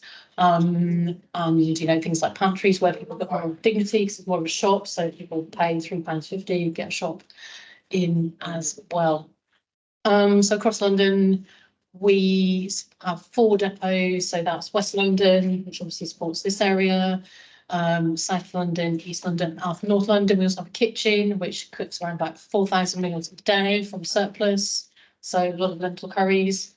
Unfortunately, we don't get them in West London because we have one of the suppliers who gives us ready meals to our West London depot. And we have Green Ski, which is a walking route, so people can kind of go after work, go to the local store, and they're hooked up with normally a local hostel or smaller. So Central London is much more your sort of hostels, and kind of further out, it will be groups, kind of faith groups, that sort of place. And in this borough, we support around about 24 organisations. That's kind of about average. The further you go out, again, a bit harder to get to. So we have probably fewer organisations that we are working with. But yeah, so it's quite big and it sort of flexes. Some holidays we might switch into new organisations when the schools are closed, we have a bit of space. And we have a wait list, which is not quite 1,000, but it's probably around about 600, which is quite scary. But again, our capacity hasn't really changed to be able to sort of go that from there. So as I've just sort of mentioned about the community organisations we speak to, and yes, sort of where we work in some more deprived areas of London. Food for families is a big number of people we support, quite often because we get funding in for that sort of thing. So, you know, our stats are getting better, but trying to sort of who support. And those are the sort of main groups, local community, people, just, you know, anyone they are working with. So where does our food come from? That's which our amazing CEO Charlotte and our head of supply Richard there at Western International Market. So one of the places we go to, again, West London, obviously, so everyone in this area is quite lucky we get the food from there. So we have someone there once a week. We go to lots of retailers. So when you see our vans round and about, when they're coming to deliver, they're also going to collect on their way home. So sort of small places like the, you know, sort of 20-minute delivery services. We go to a lot of those kind of places, local supermarkets. The food we get from them is relatively small amounts, but it is it's part of it, sort of relationship building and sort of, you know, good to make sure it's not stacked up there. Wholesalers, lots of big kind of organisations that we go to. So we have really good relationships with places like Amazon, Ocado, say Fairshare's a big supplier of ours. So some of it will come directly to our depot through haulage from across the country, which environmentally is difficult, but I guess it's not wasting the food. So there is that challenge, and we're very, again, acknowledging of that. We're often looking at our routes, like how do we kind of, you know, look at this van capacity? Are we doing some crazy massive route? Let's see if we can change it. And again, this is part of what we do in our team to look at how we can get more food into one place more easily, because we're, you know, very much appreciate having the same looked at the carbon footprints of myself. It is quite difficult to sort of, you know, balance those two ones up. And then farms. So next picture. So yeah, so this is a farm we go to. So we have an amazing relationship with farm in Kent, where we sort of extend that. So it's actually cheaper for the farmer not to harvest the food, as I think you were talking about earlier. They get quite a lot of environmental subsidies. So we had 2 months, sort of last autumn time, when we were sending lots of volunteers. It's a great opportunity. People love it. It's a volunteering thing. It's a really nice day out. So we took all the apples from the farm. So initially it was just going out straight apples. As you say, some of the varieties are maybe as perfect looking. So at the end of it all went to juice, which is now being distributed at the moment. It was, again, adding sort of the life to it. Because it is now sort of an ambient product, it's got the longer shelf life on it, so we're able to store that for longer, extending the season. Quite shockingly, when people don't have much knowledge, somebody apparently at the farm actually said, "Oh, I think how long do the apples take to grow?" And an adult, so they grew back next week, which is kind of quite scary to hear that. So yes, so this is one of our big projects which we're hoping to expand over the next year. So why is food surplus? So we talked about seasonal gluts. So everyone who gets food from us will have seen courgettes, tons of them over the summers. What do you do with them? So we're trying to help out people. How can you cook with courgettes? Things are short dated. Again, a lot of the retails that we collect sort of on a daily basis are short dated items. And again, it's because, you know, we as consumers have been mind washed into the fact that we can't possibly go into a shop and it's not fully stocked. So these food suppliers will bring more stuff on, and so invariably short dated stuff will be there for longer. So we kind of get that. Again, you know, the things like the apples, we can't possibly be seen to be having, you know, kind of not fully stocked shelf. So again, that gets passed on to us, and this craziness again for perfect in inverted commas. Apples, so we all want a size again with the farmers. They have lots of sort of shapes. We get those kind of things. Things like incorrectly labelled. Now, that's obviously not putting all the correct allergen information. We wouldn't do that. We had a whole load of kimchi last year. The bottle just said 400 grams. It was 300. It was cheaper again for the organisation to send it to us than to waste it. So it's obviously fine for us to send out because it's got all the correct information minus the actual amount in the jar. Best before dates, and also talked about that. So again, we send out items which are on the best before date. We follow all the wrap guidance on that. So yeah, it might be crisps are less crunchy, a cake, which was a vibrant green, maybe slightly lighter green, but it's perfectly fine to eat. And the other one, which is kind of fortunately benefit, but not for the organisation, that a lot of businesses which close down will have lots of back stock, and then we'll sort of do a one-off collection to them, or we're an organisation, I think we've got one organisation we go to and they buy up companies. So sometimes it's easy for them to just clear the warehouse, send food to us, and we get it. So there's lots of reason why food is surplus. Again, there's definitely not a perfect system. And I think, you know, the things with the seasonality where our consumers want a perfect apple, it's not really, that sort of thing leads to all these surpluses, which foods are perfectly fine to eat and cook with. So we've, Fiona's already talked about this, food waste. So again, yeah, kind of global emissions from food waste are really, really high. And the other things, you know, water use, land use change, deforestation, leading to our biodiversity loss. The crazy thing I think I was told once is something like part of the Amazon's being deforested to create the feed, not even the actual Amazon, the animals. So the feed for pigs that are eating the journey. It's just madness. Things like water use, you know, one almond is something like 14 litres of water. You know, it's all these really insane kind of things like that. You know, if we weren't wasting so much food, we wouldn't need to, you know, actually just churning up the land obviously emits carbon. Whereas if we were actually, you know, eating within what we needed to eat, not wasting the food, we wouldn't need to have all these problems which lead to further problems. It's not just the wasted product itself, it's all the, you know, pesticides, chemicals. The food industry is quite damaging, very damaging. So if we could reduce how much it needed to use, that would be really good for environmental.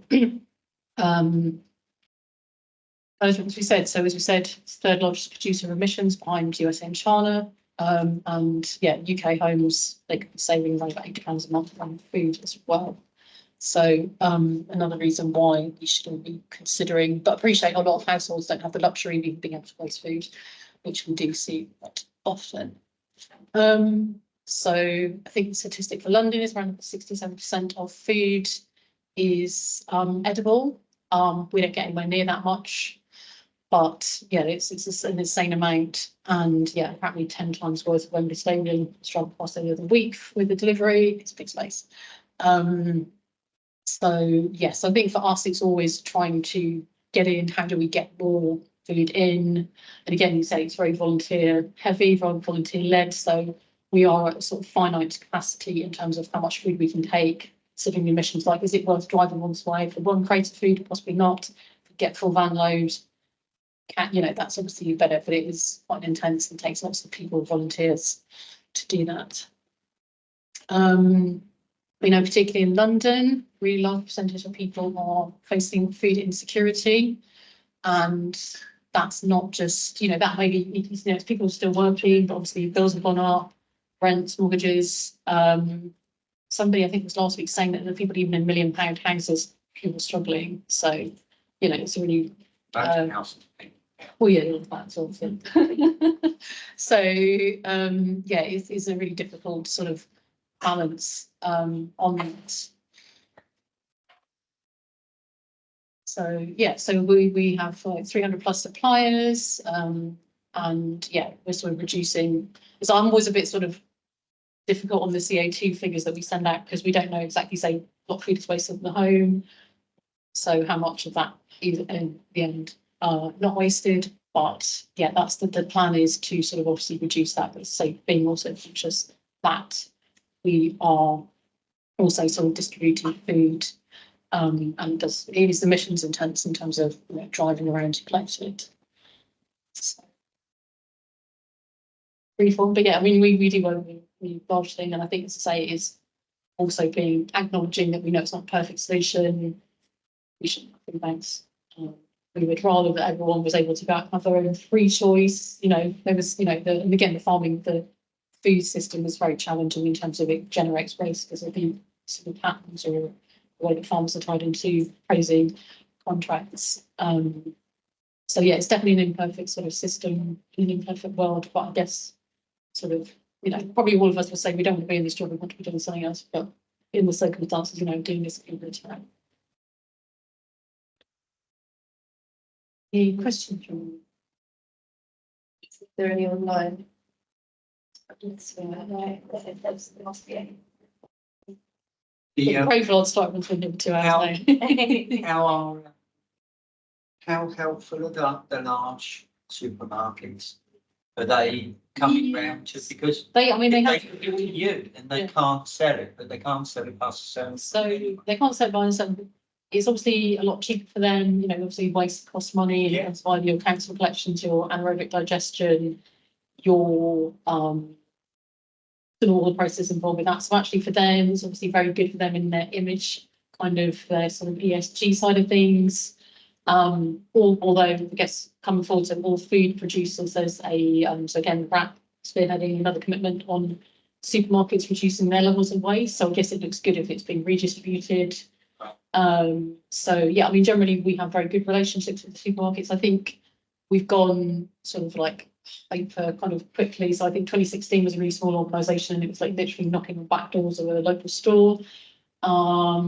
We are very fortunate that we have good relationships with sort of, I think, places like the Evening Standard, so we can get that publicity. So then we're sort of bit, you know, our name is out there more recently. You know, if you see us on the, you know, see anything on the news about Food Bank, chances are we'll be there. So that sounds quite arrogant, but it's not anyway. It's just like we have managed to, I think, through good connections, build this good relationships. So therefore, supermarkets have heard of us and that conversation. So they come Right, know about.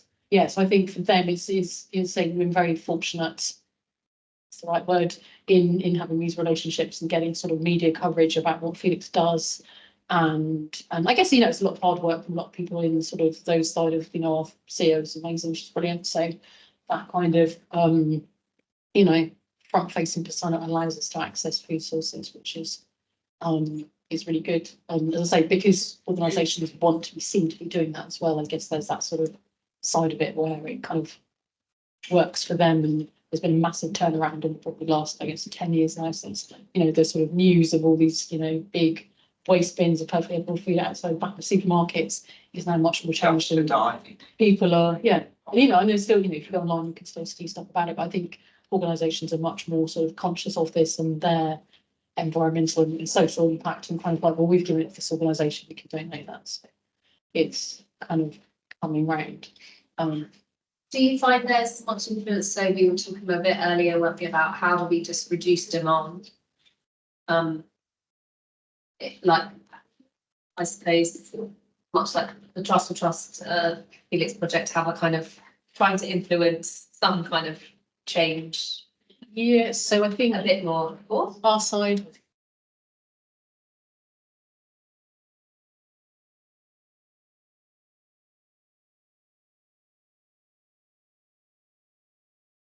Okay, here you go. I won't be able to change the slide though. No, that's done. That's done. That's fine. So yeah, I guess for us, what we're looking at is the sort of what organisations are doing in terms of wraparound support. So whereby we, you know, so say if someone's doing a food bank service and it's like, here's a food, see you next week, there's not much benefits to that. What we, as I say, we've got big wait lists. So if we're looking at organisations, like how else can you support people if they're coming to you for food? There may well be other reasons. And to say it's not just that, sometimes it's the social neighbourhood aspect of that, but quite often does that person have mental health needs to be supported? Is that person looking for employment support? How do they get back into work? Debt advice? So now it's much more like how else, you know, with if we were supporting an organisation, can we sort of, you know, if there was two organisations in the same area on the wait list, we would be going for the one which is doing other stuff as well, because someone's, in many cases, not for everybody, would need other support. As Felix Project, we're also kind of looking into that. So starting to do kind of webinars. We did an amazing one. I didn't do it. I couldn't put the person to do it, but we had an amazing speaker on people's energy rights as vulnerable households. So how can we inform organisations in terms of those other sort of pieces, so that, you know, because again, those, you know, partners in the community, you've probably seen it in your fridge, those leads become really trusted, as like someone like Deborah becomes a real trusted individual. So someone will go to them for help, whereas they might go to the council. So if we've got information, how can we sort of, you know, empower people with information, people's rights on that as well. I know, very aside from food waste, but I think it's food is that gateway. It's so important to everything that if someone goes in to get food and they might meet a friend, they might be able to get some, you know, support, training, It's that sort of, yeah, how we use food to sort of engage with people. I feel like that's quite a common thing kind of across the board. It feels like food is definitely like a bit of an in to be able to have those wider conversations. And it's probably fair to say a lot of stuff that you're able to do, Felicity, how it all like links together, doing a lot of different projects. Yeah, and I think a lot of them, I think when you talk about, I think Deborah was talking about warm spaces where people, or the other one is obviously people don't necessarily feel they can go to a food bank. You know, people, there's obviously a lot of stigma around it. Whereas someone, you know, I think there's a lot in certain areas, oh, we've got bingo afternoon. People go for the bingo afternoon, you get free lunch, but you've gone for the bingo so that you can feel yourself a bit more empowered to go take that social. When you are in particularly kind of, so here is a kind of more neutral space within the community. And even then, like, I think that's an interesting dynamic to look at across communities, probably kind of around here in particular, but when things are run like on estates or in very small areas by residents, there's also that element of your name, like you want to support your neighbours, but at the same time you don't want everyone knowing your business, or you don't have, you know, so sometimes it's absolutely the kind of most resilient way of finding support and sharing and kind of endorsing all of those great things, and sometimes it's also the most daunting and most difficult for people. So yeah, it's like, how do you utilize food as something we know is such a gateway for a whole multitude of things, and try to make it as accessible as possible. And as you said, I think there's so many things, like if you're opening a cooking afternoon, that's got nothing to do with your sort of financial status. It's very much kind of culturally, and I think again there's something that whole other thing, but all the people, you know, all these asylum seekers are living in really bad conditions actually, and they're culturally very much into cooking, and it's kind of like, how do you open up those spaces and kind of change that? So there's just so many different levels of access with the food. Even like with Lancaster West resident Agnes, who is going to come and do the picnic workshop today, and she was like, even just like talking about food, even though it was around food waste, like she was suddenly sending me all her grandma's recipes. And when we do the workshop, she's going to come with like all these like recipes that have been passed down. I think it's a great like knowledge exchange. Yeah, definitely. And I think, like you were saying, we get some people, some ladies who always like taking WhatsApp me pictures of, you know, the most amazing things that people have made. Like you wouldn't know you could cook with dairy leaf triangles, for example, and kind of people are very resourceful, seeing, you know, if they're kind of into cooking. It's then also a celebration of culture. Yeah, and family, and you know, sharing food is such a great way to socialise and meet people.